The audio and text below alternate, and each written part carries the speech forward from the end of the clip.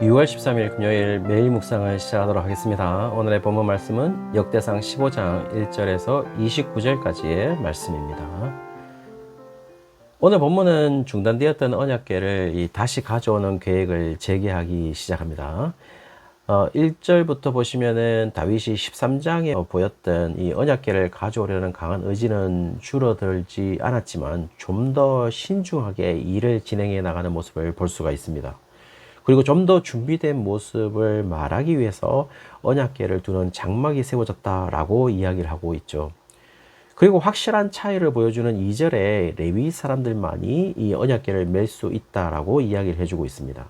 다시 말하면 이젠 철저하게 다윗의 자신의 강한 의지로 언약궤를 옮기는 것이 아니라 명확하게 이 하나님의 방식으로 언약궤를 옮기고 있다라는 것을 이야기해 주고 있죠.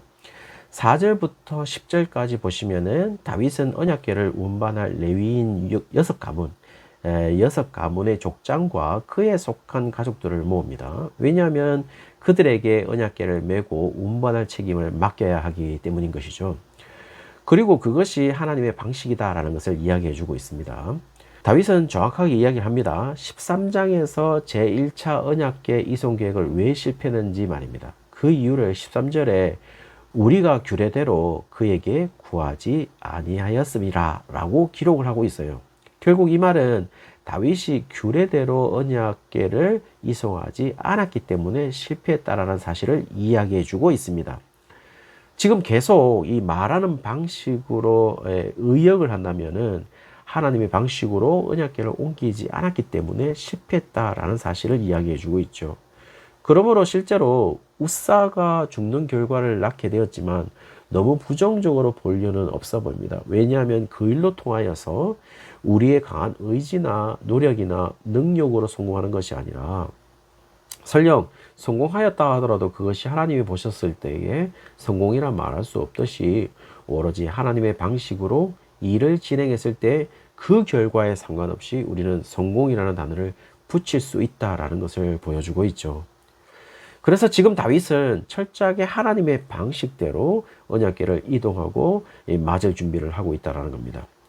11절에는 제사장 사독과 아비아달도 준비시키고 있고 16절에서 24절까지 보시면은 노래하는 자와 오케스트라를 준비하는 것을 기록하고 있습니다. 그리고 그 모든 과정에서 레위인이 준비하는 것으로 보입니다. 그리고 여기에서도 물론 노래나 악기 연주의 기능적인 면도 드러내고 있지만은 다윗이 특별하게 신경 쓰는 부분은 다름 아닌 레위인이 담당한다는 사실 그 자체입니다. 왜냐하면 그것이 하나님의 방식이니까요. 이런 모습을 교회 예배 속으로 한번 옮겨보시면 우리가 이렇게 생각할 수도 있을 것 같아요. 물론 오해인데요. 여기에 참여하고 있는 자들이 지금 레위인들만 참여하고 있기 때문에 마치 찬양대나 오케스트라를 레위인과 동등된 지위라고 생각해서는 안 됩니다. 사실 많은 교회에서 찬양대와 오케스트라의 자리를 따로 두는 경우가 많지 않습니까? 그리고 회중을 보도록 그렇게 위치를 잡고 있다면 엄격하게 찬양대가 따로 존재하는 것 자체도 그리 성경적으로 부합되는가에 대한 문제에서는 그리 자신 있게 말할 수 없을 것 같아요. 그리고 자신들이 마치 구별되어 있다고 생각하게 만드는 자리의 배치들도 그렇게 좋아 보이지는 않습니다.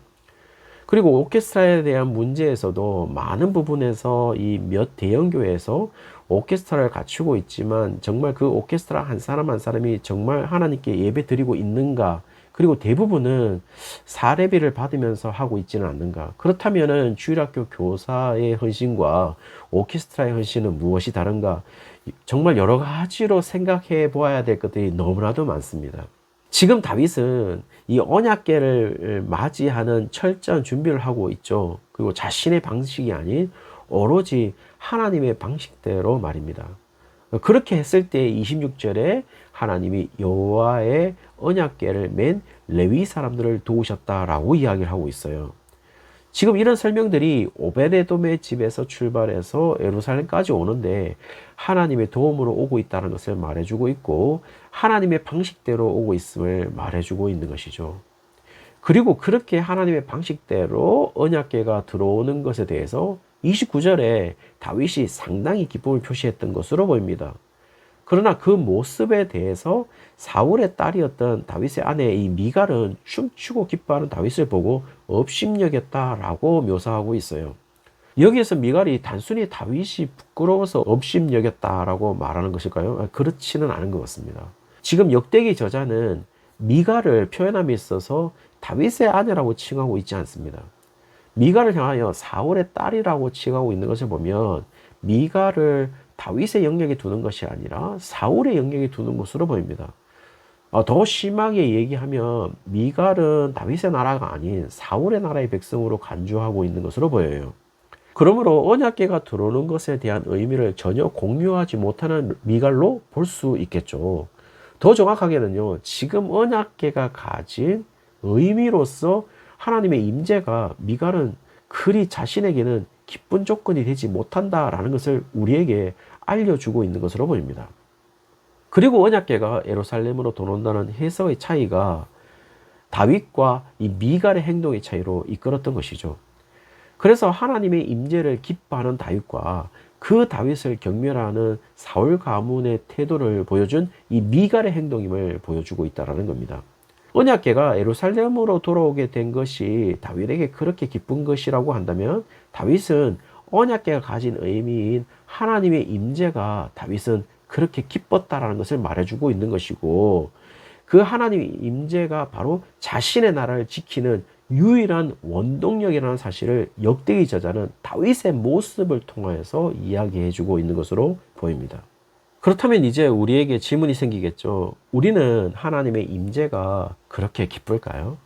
지금 다윗은 언약궤를 옮기면서 하나님이 그 자리에 임하시는 것에 대해서 제의적 형태로 맞이하고 있는 것을 보면 오늘날 우리의 예배가 바로 하나님의 임하시는 것을 그 중심에 두어야 한다라는 것을 이야기해 주는 것으로 보입니다. 그렇다면 우리는 과연 우리의 예배가 하나님이 임재하시는 것에 그 중심에 두고 있을까요?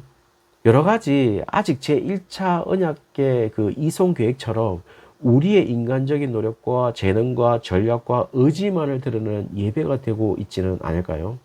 생각해보면 우리의 예배는 너무나 인간적인 요소가 많습니다. 하나님의 임재를 축하하기보다는 우리가 먼저 위로받기를 원하는 예배를 드리고 있지는 않습니까? 그렇다면 여전히 우리는 실패하는 예배를 드리고 있는 것이고, 더 심하게 얘기하면 우리는 미갈과 다를 바가 없는 것이죠. 왜냐하면 우리의 최고의 관심사는 하나님의 임재가 아니니까요. 지금 역대기 저자는 사무엘하 6장을 기록하고 있는 다윗을 업신여기는 장면에서 하체가 드러나서 업신여긴 점을 기록하고 있지 않습니다.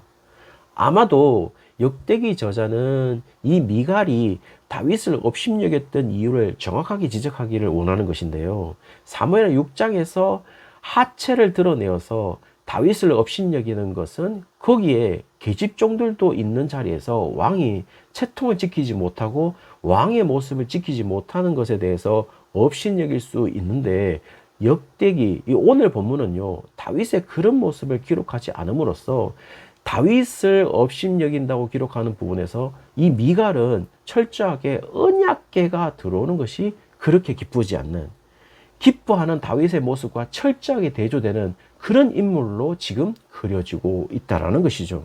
그것은 다름 아닌 언약궤가 가지고 있는 의미인 하나님의 임재가 지금 미갈은 그렇게 기쁘지 않는 사울 가문에 속한 미갈이다 라는 사실을 이야기해주고 있다는 것입니다. 언약적 관점에서도요, 다윗의 아내라고 언급하고 있지는 않지만 이 미갈은 이 일로 자식이 없기 때문에 언약적 계보를 이어나가지 못합니다. 다시 말하면 언약적 계보에서 제외되고 있다라는 사실을 말해주고 있죠. 그러므로 지금 우리의 모습은 자칫 미갈의 모습일 수도 있을 것 같아요. 그러나 더 정확하게는요, 우리는 미갈의 모습을 가질 수가 없습니다. 심지어 우리가 지금 미갈의 모습을 가질 수도 있다라고 생각하겠지만 속지 마십시오. 저희들은 그 모습을 가질 수가 없습니다. 우리가 할 수 있는 모습은 다윗의 모습밖에 없습니다. 우리는 우리의 거리낌이나 문제의식이 해결되는 것을 경험되기보다는 하나님의 임재를 경험하는 자들이고, 그것을 통하여서 우리의 문제를 해석하는 자들인 것이죠. 다윗은 하나님의 임재를 경험하는 것에 대한 기쁨이 자신의 하체가 드러나는 자신의 부끄러움은 더 이상 문제가 되지 않았습니다. 따라서 여기에서 가장 중요한 것은 우리의 인생에 하나님의 임재를 우리가 알고 인식하고 경험하고 살아가고 있는가, 이것이 가장 중요한 문제인 것이죠. 사랑하는 성도님들, 오늘 하루가 하나님의 임재를 알고 인식하고 경험하며 살아가는 날이 되시기를 주의 이름으로 축원합니다.